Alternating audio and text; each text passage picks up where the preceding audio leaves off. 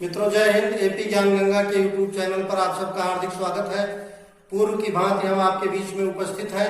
चर्चा करेंगे जंतु विज्ञान और वनस्पति विज्ञान संबंधित एमसीक्यू का। तो आइए बिना किसी विलंब के क्वेश्चन नंबर 51 से स्टार्ट करते हैं।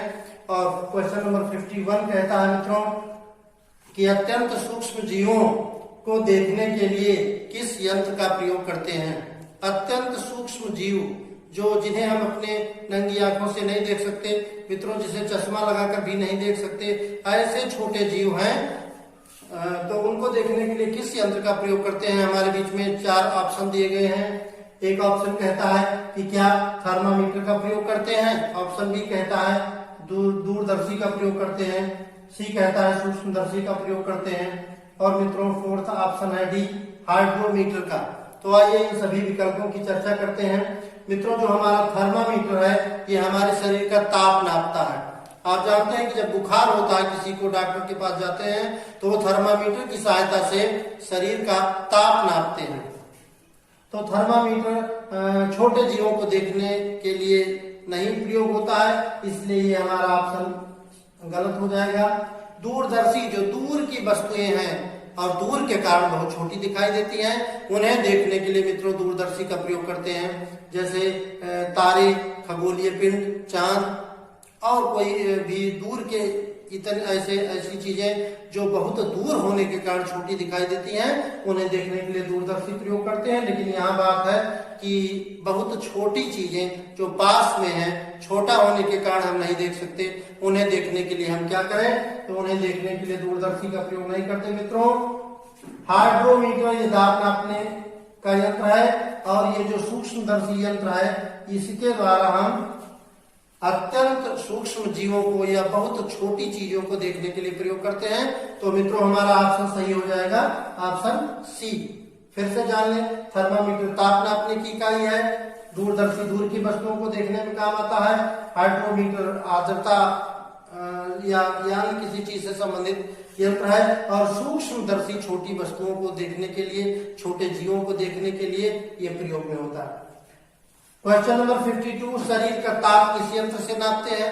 हम क्वेश्चन नंबर 51 में देख चुके हैं कि शरीर का ताप नापने के लिए थर्मामीटर का प्रयोग करते हैं। तो ये थर्मामीटर ऑप्शन ए सही हो जाएगा। थर्मामीटर से शरीर का ताप नापेंगे। क्वेश्चन नंबर 53 विषाणु या वायरस की खोज किसने की। तो मित्रों वायरस जो अत्यंत सूक्ष्म जीव है, जो सजीव और निर्जीव के बीच की कड़ी भी जिसको कहा जाता है, तो इसकी खोज जेकेरिया जॉनसन ने नहीं की। जूल ने तो कार्य की परिभाषा दी थी, न्यूटन ने बल की परिभाषा दी थी, और विषाणु की खोज का श्रेय मित्रों जाता है इवानोव्स्की को। तो इवानोव्स्की जो ऑप्शन ए में दिया है ये हमारे वायरस की खोज करता है। अब हम नेक्स्ट क्वेश्चन लेते हैं मित्रों। क्वेश्चन नंबर 54 आनुवांशिकता के जनक है। आनुवांशिकता के जनक क्या ग्राहम है, डाल्टन है, ऑप्शन सी मेंडल है, ऑप्शन डी न्यूटन है।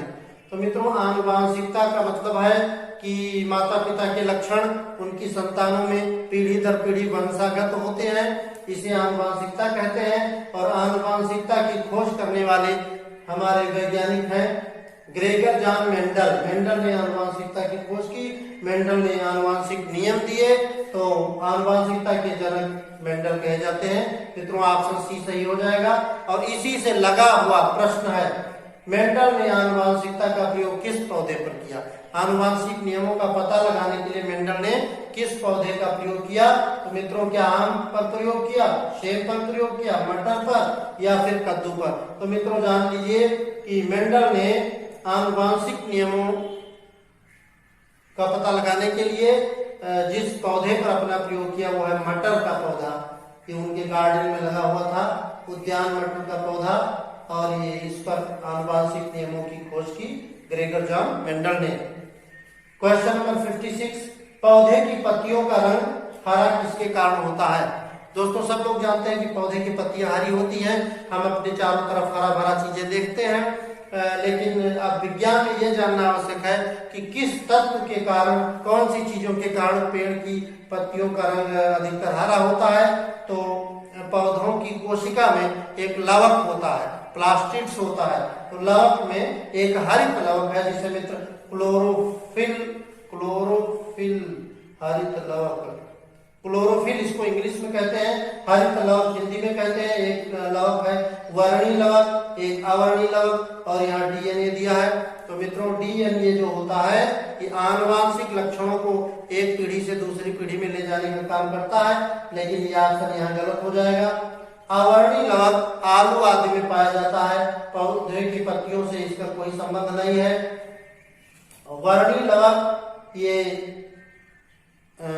हरा के अलावा अन्य चीजों में होता है, जैसे कुछ पेड़ की पत्तियां मान लो लाल होती हैं, या मित्रों पके टमाटर लाल हो जाते हैं, मिर्ची पकने पर लाल हो जाती है, तो ये अन्य रंग वर्णी लवक के कारण होता है। लेकिन पौधों की पत्तियां जो हरी होती हैं ये क्लोरोफिल या हरित लवक के कारण होता है। तो आप लोग ऑप्शन ए सही कर लीजिए। अब आप लोगों ने 51 से क्वेश्चन नंबर 56 का अध्ययन किया। अब हम 57 क्वेश्चन की ओर चलते हैं।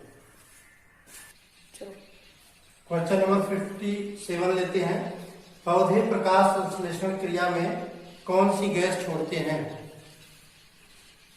तो गाइड्स आप लोगों को पता है कि जिस प्रकार से जंतु सांस लेते हैं, हम आप सांस लेते हैं, ऐसे पौधे भी सांस लेते हैं। बहुत पहले किसी को पता नहीं था कि पौधे भी सांस लेते हैं। इसका ज्ञान सबसे पहले या इसकी बात सबसे पहले हमारे देश के महान वैज्ञानिक जगदीश चंद्र बसु ने बताई थी कि पौधे भी हमारे जैसे सांस लेते हैं, लेकिन अंतर क्या है? हम ऑक्सीजन खींचते हैं और कार्बन डाइऑक्साइड छोड़ते हैं। ठीक इसके विपरीत सभी पेड़ पौधे श्वसन क्रिया में कार्बन डाइऑक्साइड लेते हैं और ऑक्सीजन निकालते हैं। तो प्रश्न है पौधे प्रकाश संश्लेषण क्रिया में कौन सी गैस छोड़ते हैं?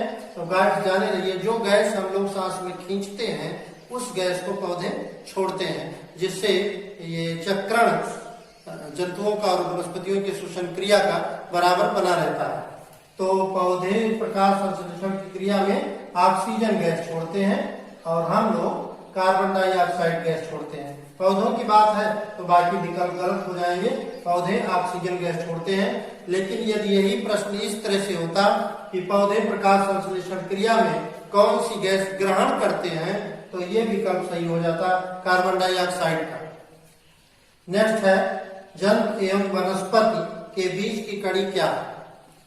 प्रकृति में कुछ ऐसे जीव हैं जो दो जीवों या दो वर्ग के जीवों से संबंधित लक्षण रखते हैं। तो हमारे बीच में या जंतु जगत में, वनस्पति जगत में, या यूं कहिए कि स्थल मंडल पर जितने जंतु हैं और जितनी वनस्पतियां हैं, इनके कुछ अलग अलग लक्षण हैं। लेकिन विज्ञान के अनुसार वनस्पतियां वे हैं जिनमें क्लोरोफिल पाया जाता है। क्लोरोफिल यानी हरित लवक पाया जाता है। वनस्पतियां ज्यादातर हरे रंग की होती हैं, तो क्लोरोफिल पाया जाता है, तो वो है लक्षण वनस्पति होने का। और मित्रों जंतु सेंट्रोसोम पाया जाता है, तो यह लक्षण है जंतु होने का। अब ऐसा कोई जीव जिसमें सेंट्रोसोम और क्लोरोफिल प्लास्टिड्स दोनों पाए जाते हैं, उसे हम कहते हैं कि वो जंतु और वनस्पति के बीच की कड़ी है। तो आपको याद रखना चाहिए कि जंतु और वनस्पति के बीच की कड़ी है यूग्लिना। इसमें जंतु और वनस्पति दोनों के लक्षण होते हैं। तो ऑप्शन सी सही कर लीजिए। नेक्स्ट क्वेश्चन है सजीव और निर्जीव के बीच की कड़ी क्या है? मित्रों सजीव है, निर्जीव निर्जीव है। क्या वातावरण में कुछ ऐसे भी जीव हैं या ऐसे भी चीज है, ऐसी भी वस्तुएं हैं जो सजीव भी हैं और निर्जीव भी हैं? तो सबसे पहले हम लोग चर्चा करते हैं कि सजीवों के लक्षण क्या है। सजीवों के लक्षण है श्वसन, वृद्धि, उत्सर्जन, जनन, उत्तेजनशीलता आदि। यदि श्वसन है तो सजीव है, श्वसन नहीं होता है तो निर्जीव है। श्वसन के साथ साथ वृद्धि विकास है, जैसे हमारे मोटर सब सांस लेते हैं, मान लो इंजन सांस लेता है, तो क्या वो सजीव है? चेक करते हैं। सजीव के साथ साथ वृद्धि यदि होती है तो मानो सजीव है, और श्वसन के साथ साथ वृद्धि नहीं होती है तो निर्जीव है। तो कभी आपने नहीं देखा होगा कि एक छोटा सा मोटर, छोटा सा ट्रैक्टर, छोटा सा ट्रक कुछ दिन के बाद और बड़ा सा हो गया खुद ब खुद, ऐसा नहीं होता है। तो यानी श्वसन हो, वृद्धि हो, उत्तेजनशीलता हो, निषेचन हो, जनन हो आदि क्रियाएं अगर हैं तो वो सजीव का लक्षण है। और श्वसन ना होता हो, गति ना होती हो, वृद्धि ना होती हो, एक्शन रिएक्शन कोई ना होता हो तो उसे कहते हैं कि ये लक्षण है निर्जीव के। तो आइए देखते हैं सजीव और निर्जीव की क्या लक्षण है। क्या जंतु सजीव और निर्जीव के बीच की कड़ी है? नहीं, जंतु जीवित का नाम है और ये सजीव है। पौधे ये भी सजीव है, तो ये दोनों के बीच की कड़ी नहीं हो सकते। जीवाणु भी सजीव है।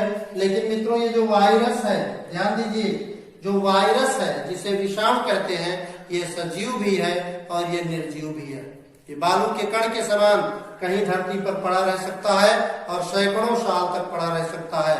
और यदि यह किसी जीवित लिविंग बीइंग के संपर्क में आएगा, शरीर में प्रवेश कर जाएगा हमारे आपके, तो फिर ये खुद ब खुद बढ़ने लगेगा और ये सजीव की प्रक्रिया अपनाएगा, सजीव हो जाएगा, आगे वंश वृद्धि करेगा। तो ये सजीव और निर्जीव के बीच की कड़ी की बात अगर हो तो ये वायरस हमारा आंसर सही हो जाएगा। वायरस को हम सजीव भी मानते हैं और निर्जीव भी मानते हैं। मित्रों यही कारण है कि वायरस से होने वाला रोग शरीर में बिल्कुल समाप्त नहीं होता है, क्योंकि दवा के प्रभाव से वायरस मृतक सा व्यवहार करते हैं और दवा के प्रभाव के समाप्त हो जाने पर वायरस फिर सजीव हो उठते हैं।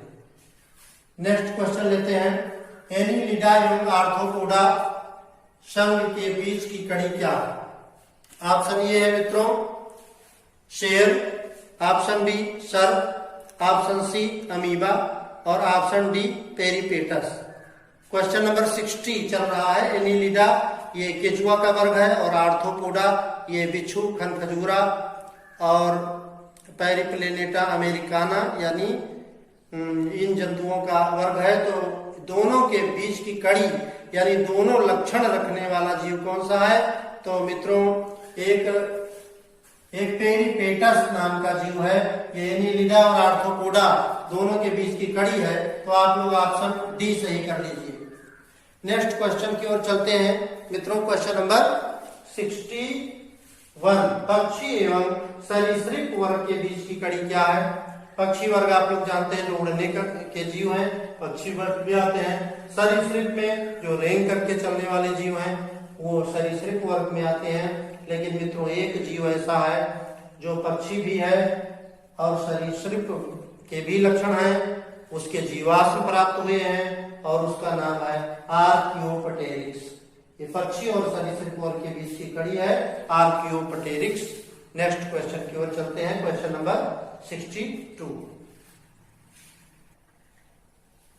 क्वेश्चन नंबर 62 लेते हैं मित्रों।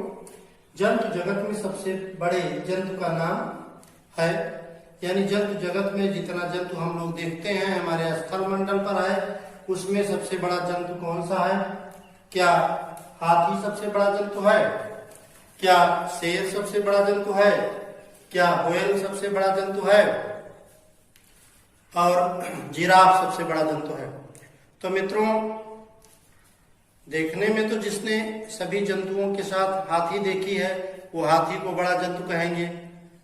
शेर लोग चित्रों में देखते हैं, सामने शेर को शायद कम लोग देखे हों। जिराफ ये देखने में इसकी गर्दन लंबी होने के कारण सबसे बड़ा जीव है। और व्हेल ये एक मछली है जो समुद्रों में पाई जाती है।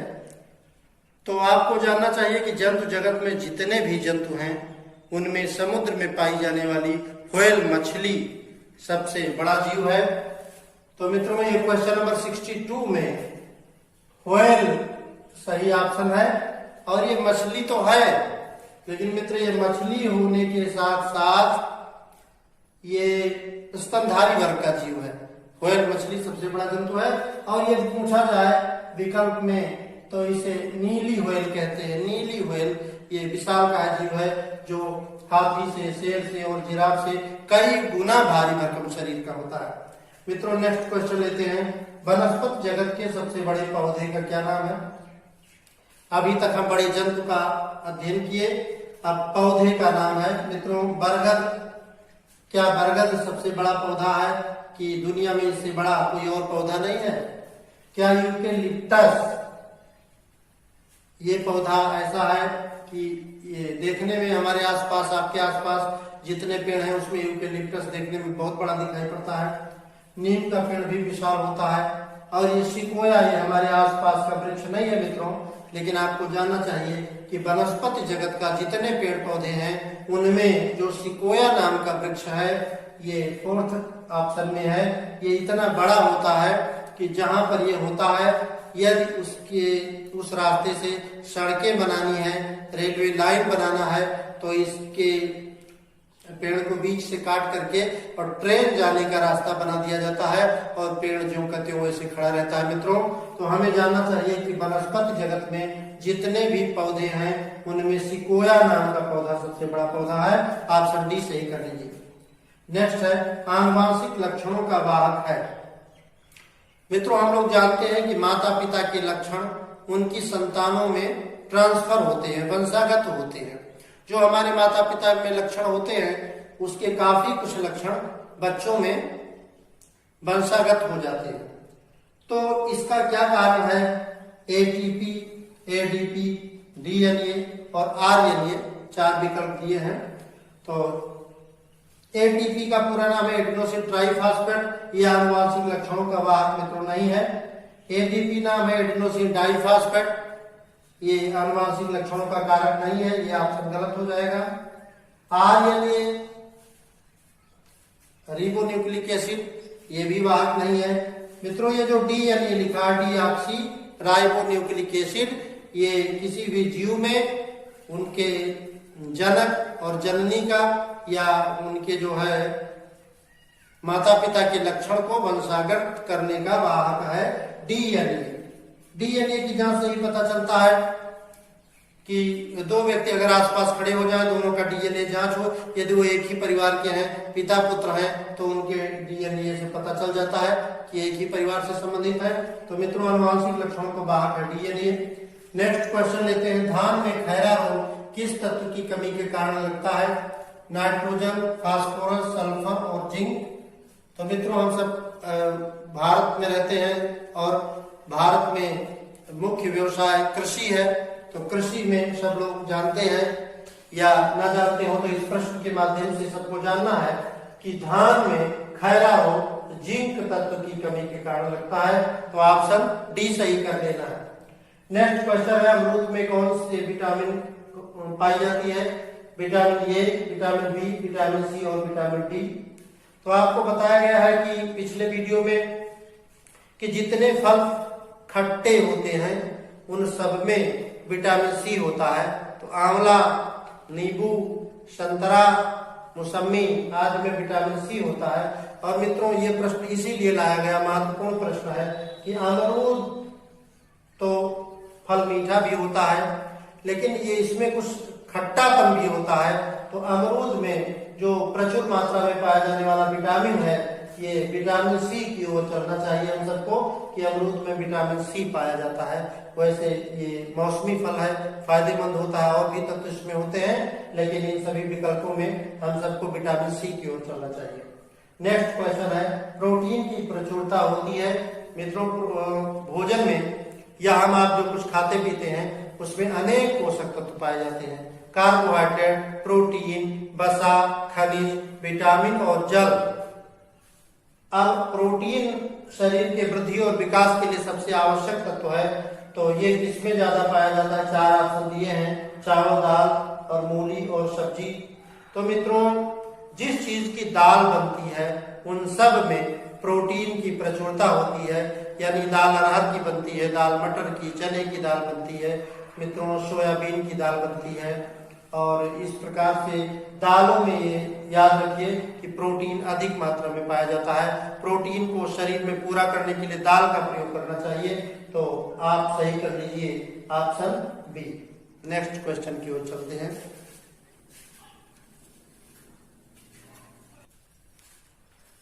मित्रों, हम लोग पहुंच गए हैं क्वेश्चन नंबर 68 पर। वाक कोष पाया जाता है। वाक कोष मित्रों पाया जाता है मेढक में या टोड में या घोड़े में या मछली में। तो पूर्व वीडियो में आप लोग पढ़े हैं कि वाक कोष बरसात के दिनों में तालाबों में पीले पीले मेढक निकलते हैं और वो टर टर की आवाज करते हैं। उनके गर्दन के पास दो गुब्बारे जैसी रचनाएं नीले रंग की दिखाई पड़ती हैं, वो आवाज के साथ बाहर निकलती हैं फिर अंदर हो जाती हैं, तो वो उसी को वाक्कोश कहते हैं। तो मित्रों, मेढक में वाक्कोश पाया जाता है और किसी जीव में वाक्कोश नहीं पाया जाता। कोई भी जीव इस तरह की आवाज प्रजनन के लिए अपनी मादा को आकर्षित करने के लिए नहीं निकालता है, तो हमें जानना चाहिए कि वाक्कोश पाया जाता है सिर्फ और सिर्फ मेढक में। मित्रों, अमीबा गति किसके द्वारा करता है, ये हमारा क्वेश्चन नंबर 69 है। तो अमीबा, पैरामीशियम और यूग्लिना ये जल में पाए जाने वाले अत्यंत सूक्ष्म और एक कोशिकीय जीव हैं। यूनिसेलुलर जीव है अमीबा, पैरामीशियम, यूग्लिना। तो बड़े जीव के जैसे हाथ पैर पंख आदि तो इसमें होते नहीं, तो ये प्रचलन करते हैं मित्रों स्यूडोपोडिया द्वारा, जिसे कूटपाद कहते हैं। तो ये कूटपाद द्वारा गति करते हैं। अब कूटपाद क्या होते हैं, जैसे ये देखिए, ये कोई अमीबा है, अमीबा का नियमित आकार होता है, इधर ढाल के कारण मान लो ये ऐसे ऐसे बह गया, तो ये पूरा अमीबा इधर ढलक जाता है। इसी को स्यूडोपोडिया कहते हैं कि इनके अंदर का जो द्रव्य भरा होता है, जीव द्रव्य, मान लो एक गुब्बारे में पानी भर करके ढलान पर रख दे तो लुढ़कता हुआ चला जाता है। तो मित्रों, अमीबा इसी प्रकार से चलता है, ये स्यूडोपोडिया द्वारा या कूटपाद द्वारा चलता है। ऑप्शन ए सही कर लीजिए। मछली सांस लेती है। मित्रों, सब लोग सांस नाक से लेते हैं, लेकिन इस प्रश्न को सिलेबस में रखने का मतलब है कि लोग भूल जाएं, गलती कर जाएं। उधर से और सिर से तो कोई सांस लेता नहीं है, ऑप्शन पहले गलत हो गए। आप गलफड़ों से और फेफड़े से, तो नाक से सांस लोग लेते हैं, हम आप नाक से सांस लेते हैं, लेकिन मछलियां गलफड़े से सांस लेती हैं, जिन्हें गिल कहते हैं। तो याद रखना चाहिए कि मछलियां सांस लेती हैं गलफड़ों से। नेक्स्ट क्वेश्चन की ओर चलते हैं। गुड़हल, गुड़हल पौधा किस कुल का है? जीव जंतुओं की भांति वनस्पतियां भी निश्चित कुल से संबंधित होती हैं। मित्रों, ऑप्शन ये क्रूसीफेरी है। क्रूसीफेरी कुल का होता है सरसों का पौधा। लेग्यूमिनेसी फैमिली का होता है मटर का पौधा। और ये यहाँ गुड़हल की बात है तो मालवेसी कुल होता है गुड़हल का। मित्रों, मालवेसी, ये ऑप्शन बी सही कर लीजिए। नेक्स्ट है, सूंड किसमें होती है?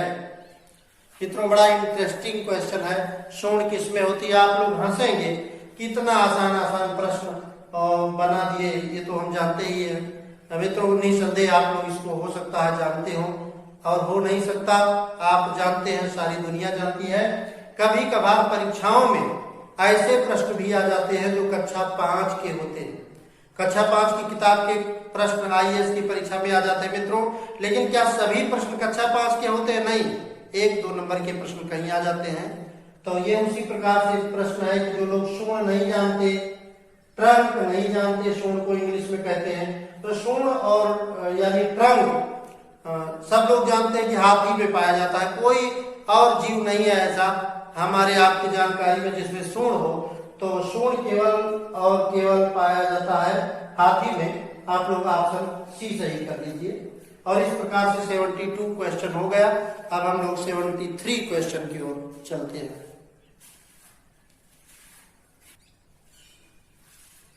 मित्रों, क्वेश्चन नंबर 73, क्वेश्चन नंबर 73 है, एक द्विबीजपत्री पौधा है। क्या गेहूं एक बीजपत्री पौधा है, या सरसों, या मटर, या उड़द? नेक्स्ट क्वेश्चन है, द्विबीजपत्री कौन सा है? तो दोनों प्रश्नों को एक साथ लेते हैं। मित्रों देखिए, जिस बीज में आप तमाम फसलों के रूप में प्रयोग करते हैं बीजों को, चना, मटर, गेहूं, धान आदि सबके बीज होते हैं। तो जिन बीजों में ऊपर एक छिलका होता है और अंदर 2 दालें होती हैं, उसे कहते हैं द्विबीजपत्री पौधा, या उसके पौधे या बीज को द्विबीजपत्री बीज कहते हैं। यानी ऐसी चीजें, ऐसी फसलें जिनके ऊपर छिलका होता है, अंदर 2 दालें होती हैं, वो 2 बीजपत्री कहा जाता है। जैसे चना, मटर, उड़द, अरहर, मूंग, मसूड़ आदि में ऊपर एक बीज चोल होता है जिसे छिलका कहते हैं और अंदर 2 दालें होती हैं, तो वो है 2 बीजपत्री। और अगर कोई चीज ऐसी है, ऐसा कोई बीज है जिसके ऊपर छिलका तो होता है लेकिन अंदर 2 दालें नहीं रहती, एक ही फली रहती है, तो उसे हम कहते हैं एक बीजपत्री।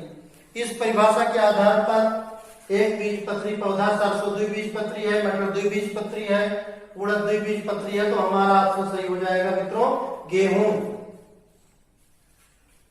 क्वेश्चन नंबर 74 द्विबीजपत्री कौन सा है? गेहूं एक बीजपत्री है, जौ एक बीजपत्री है, धान एक बीजपत्री है, तो मित्रों सरसों द्विबीजपत्री पौधा है। नेक्स्ट है मेढक का हृदय होता है। मेढक का हृदय मित्रों याद रखिए त्रिवेशमी होता है। इसमें होते हैं 2 अलिंद और एक होता है निलय। ये त्रिवेशमी मेढक का हृदय होता है। 2 अलिंद होते हैं इसमें और एक निलय होता है। तो इस प्रकार से आपके 75 क्वेश्चंस पूरे हुए। मित्रों हौसला बनाए रखिए, मेरे साथ चलते रहिए।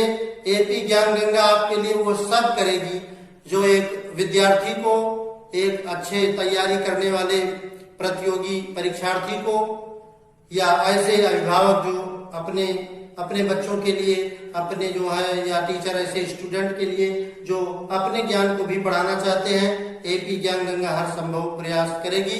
आप लोग हौसला बनाए रखिए और इस लाइन को याद रखिए मित्रों, मंजिलें उन्हीं को मिलती हैं जिनके सपनों में जान होती है, पंख से कुछ नहीं होता, हौसले से उड़ान होती है। मित्रों जय हिंद, जय भारत।